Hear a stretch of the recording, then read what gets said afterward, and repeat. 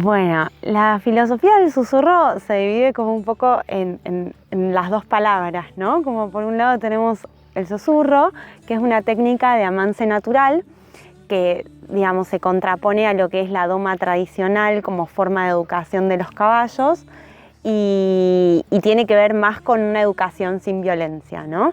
Hay muchos tipos de amance natural, dependiendo de cada persona. Acá en Argentina hay varias líneas de eso y el susurro es una de esas, que no se desarrolló tanto quizás como la doma india, por ejemplo, que se conoce un poco más.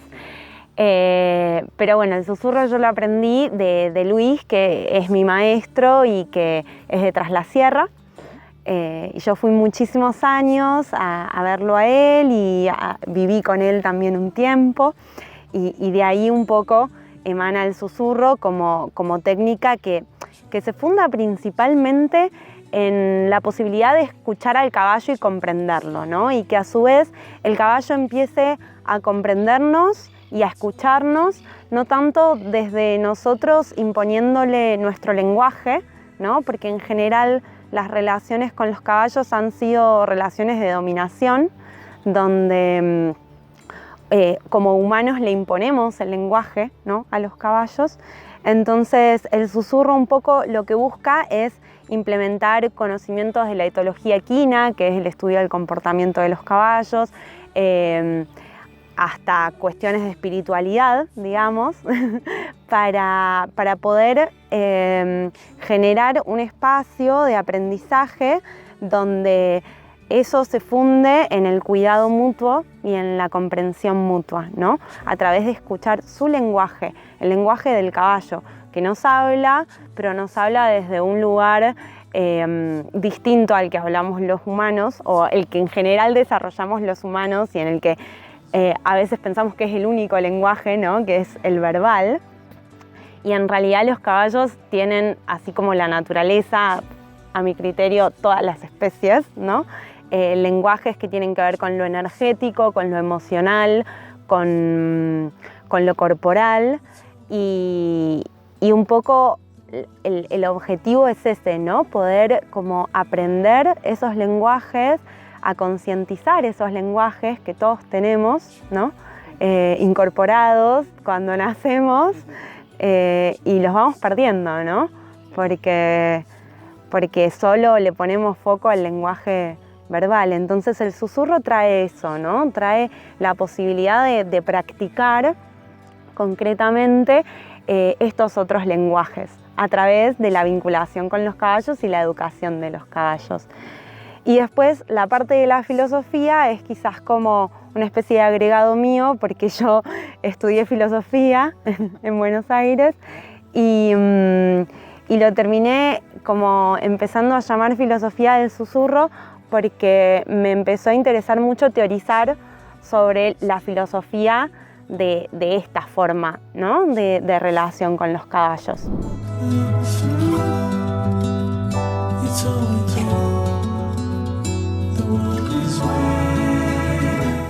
Para mí la filosofía del susurro proviene de los caballos, principalmente. Claro, es como el intento o el esfuerzo, ¿no?, de capturar cuál es la forma de vida y la cosmovisión y la perspectiva de los caballos, ¿no? Eso sería como un poco la filosofía del susurro, que obviamente en términos como más de origen del susurro, ¿no?, vienen también de los humanos, como una práctica de tratar de comprender, ¿no?, a los caballos. Principalmente, bueno, viene de este maestro que te contaba, Luis, que yo lo conocí cuando tenía 16 años y que transformó trascendentalmente mi relación con los caballos.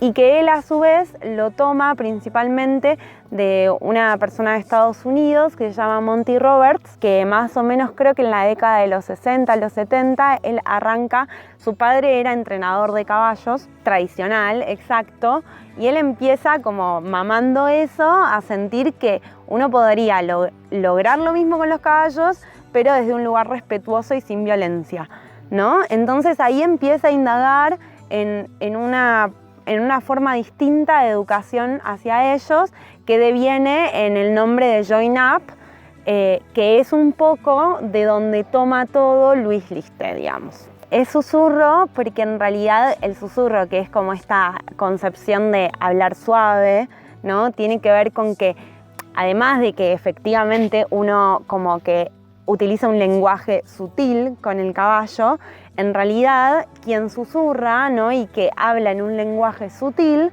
es el caballo, ¿no? Entonces se trata, para mí todo el tiempo el susurro es el gesto de escucha, como cambiar la concepción del humano, que es siempre el que habla, ¿no? Y que nunca escucha, sobre todo no a la naturaleza, no a los animales, no a los niños, ¿no? El antropocentrismo, por un lugar donde nos ponemos al servicio de escuchar al otro, ¿no? Entonces el que susurra es el animal.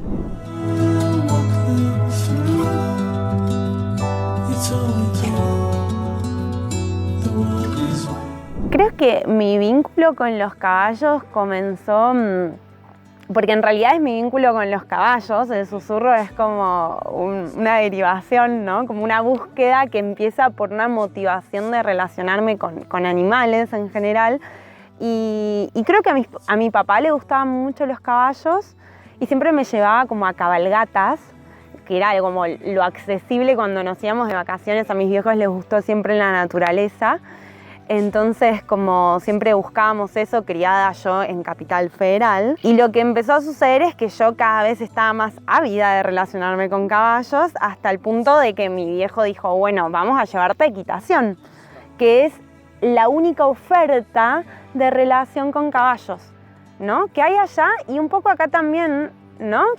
Es como, bueno, ¿te gustan los caballos? Aprendés a montar, ¿no? Como si lo único en la relación con los caballos es montarlos. Desde los 8 años hasta los 20, dedicándome a eso todos los días de mi vida con una pasión absoluta, hasta que tuve un accidente. Uno siempre se cae de los caballos cuando hace estas cosas, pero tuve un accidente que me marcó con un caballo que amé mucho, que lo tengo tatuado acá, y que me hizo repreguntarme mucho ¿por qué me sucedió eso, ¿no?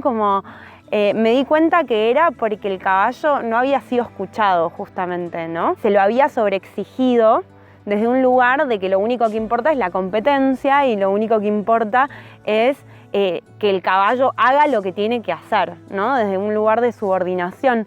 Entonces fue en ese momento que hice como un insight, a los 16 años fue, y me acuerdo, muy los 90 un poco, buscar tipo en internet, en Google, tipo otra forma de relación con caballos, y ahí apareció Luis Liste, que tenía una página web que se llamaba El Mundo del Caballo, y ahí un poco empecé a nutrirme y empecé a intentar sostener las dos cosas, ¿no? Como que me iba a lo de Luis muy seguido y volvía con ganas como de incorporar todo lo que iba aprendiendo en el club, hasta que un día me di cuenta que no podía, o sea, cuando uno se sumerge en el mundo del susurro, se sumerge en el mundo del caballo y empezás a entender todas las necesidades que tiene un caballo naturales en su vida para existir, para desenvolverse, para sentirse vital, ¿no? Entonces, desde ese lugar, como que yo empecé a sentir como, uy, esto es explotación, ¿no? Como que yo sentía que los caballos estaban completamente tristes, algunos tenían estereotipias, que son como patrones de comportamiento repetitivos, ¿no?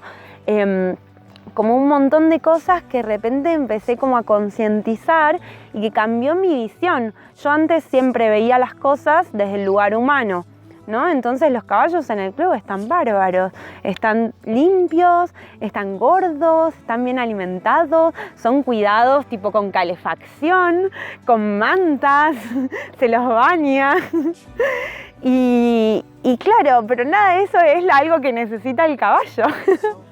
Entonces, bueno, como ahí dije, bueno, yo no puedo más estar acá haciendo esto. Y ahí fue que, bueno, dejé ir al club y me empecé a dedicar de lleno a aprender con Luis esto, ¿no?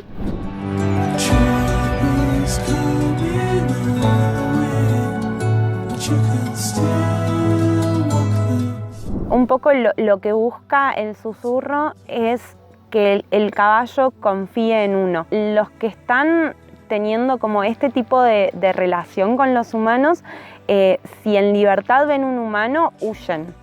O sea, se van para otro lado. O en su efecto están tan como resignados que dejan hacer, ¿no? Y no conocen otra cosa. Los caballos del club se dejan agarrar y todo porque no conocen. O sea, uno de mis caballos que estaba en el club, cuando lo traje acá, fue como... No sabía el lenguaje del caballo, porque viven tan aislados socialmente que no lo aprenden, ¿no? Entonces lo único que conocen son el humano y bueno, está todo bien, pero no terminan como de ser caballos. Y en particular yo creo que esto se puede transmitir siempre y trabajar siempre con un caballo porque uno lo que labura es la escucha de ellos y es la comprensión de ellos y es la confianza, ¿no? Transformar la confianza y que un caballo deje de vernos como una amenaza, porque los caballos son seres de presa. Entonces, si tienen una mala relación con el humano es una amenaza para ellos, por eso huyen. Entonces, transformar la visión que tienen ellos de nosotros, ese es el objetivo del susurro, ¿no? Y eso se puede hacer siempre. Obviamente que no es lo mismo un cerebrito y una sensibilidad súper plástica como la que tiene un potrillito, ¿no? O un bebé que lo crías desde la comprensión y desde el cuidado y desde la empatía desde bebé, que un caballo que tuvo un montón de traumas en el medio y a los 20 años, recién justo hoy, estaba trabajando a un caballo que fue tratado con doma tradicional y después montado de forma normal, con freno desde siempre y que siempre se naturalizan los nervios, que el caballo esté incómodo, ¿no? Y estuvo muchos años sin ser montado y hoy fue la segunda vez que lo monté desde esta otra óptica, primero haciendo como todo un trabajo de relajación muy fuerte y cuando me subí el caballo yo le podía sentir el corazón de el nervio que le daba que yo esté arriba, ¿no? Como, ¿qué le voy a pedir? ¿Qué voy a hacer? ¿No? O sea, siempre que alguien estuvo arriba, estuvo el rebenque. Entonces, eso es lo que conoce cuando alguien se sube arriba. Entonces, transformar eso en un caballo que tiene 20 años es más difícil, lleva más tiempo. Los caballos, lo mejor que le puede pasar en la vida, que era lo que hablábamos un ratito antes de arrancar, es que estén libres en el campo viviendo su vida de caballos. El problema y por qué hago esto es que muchos caballos no tienen esa posibilidad, como a nosotros nos encantaría estar en el medio del monte y no pensar en dinero, ¿no? en la economía y en la política mundial, ¿no? Entonces es como que cada uno vive su realidad y uno trata como de ayudar dentro de las posibilidades de cada quien.